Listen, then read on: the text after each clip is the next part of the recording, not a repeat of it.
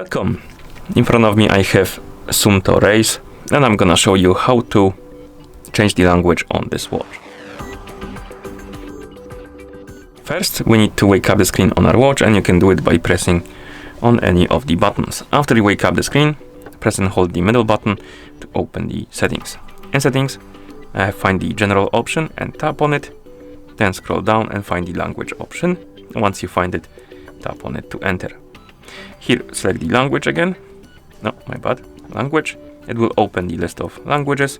You can scroll through the list, find the language you would like to use on your watch. Once you find it and select it, you can tap on it to apply it.